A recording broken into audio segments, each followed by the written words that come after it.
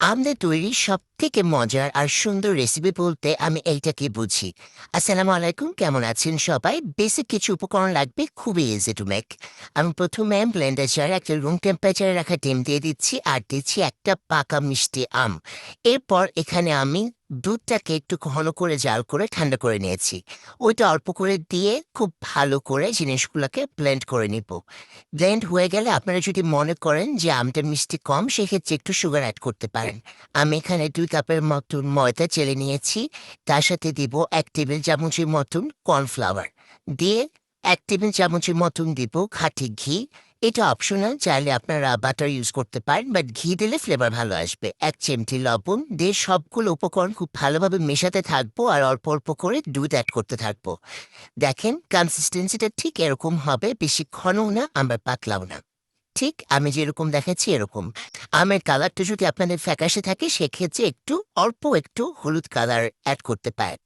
আমি একটা চ্যাপ্টা কড়াই নিয়ে নিয়েছি, এর মধ্যে আমি একটু অয়েল ব্রাশ করে দিচ্ছি। ১ চামচের মতন আমি উপকরণটা ঢেলে সাথে, সাথে কড়াইটাকে খুব ভালোভাবে ঘুরিয়ে, ঘুরিয়ে সম্পূর্ণটা ছড়িয়ে দিব। জিনিসটা কিন্তু খুব পাতলা হবে, ভারী হলে খেতে একটুকু ভালো লাগবে না।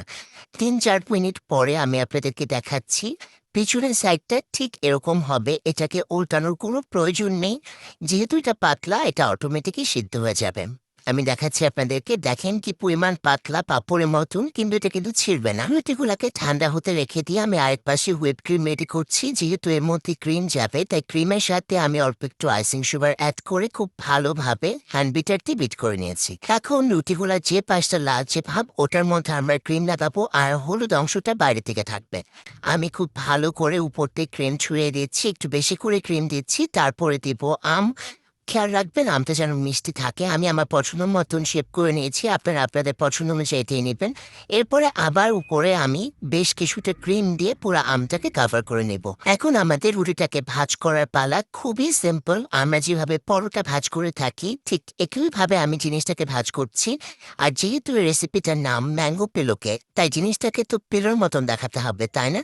অপর পাশে আমি অল্প একটু ক্রিম লাগিয়ে নিচ্ছি যাতে রুটিটা উপরে ভালো হয়ে সেট হয়ে থাকে, নয়তো অনেক সময় দেখা যায় ঠান্ডা হয়ে গেলে রুটিটা ছুটে আসতে পারে। দেখেন একদম পিলোর মতন দেখা যাচ্ছে। সেম একইভাবে আমি সবগুলা রুটিকে এরকম পিলো বানিয়ে নিয়েছি। আপনারা চাইলে আপনাদের পছন্দ মতন শেপ অনুযায়ী বানাতে পারেন, বাট এইটা বানাতে বেশ ইজি লেগেছে আমার কাছে, তাই আমি এভাবে করেছি।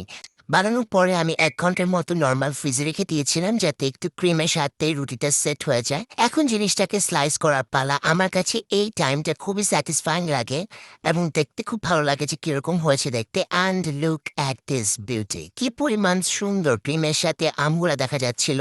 আর এইটা আমার ফার্স্ট ট্রাই ছিল এবং ফার্স্ট অ্যাটেম্প যে এত ভালো হবে, আলহামদুলিল্লাহ আমি খুবই স্যাটিসফাই। প্রত্যেকটাকে খুব সুন্দর করে স্লাইস করে নিচ্ছি এবং একটা প্লেটে সার্ভ করার পরে তো আমি ওর চেহারা দেখে আসলে প্রেমে পড়ে গেছি।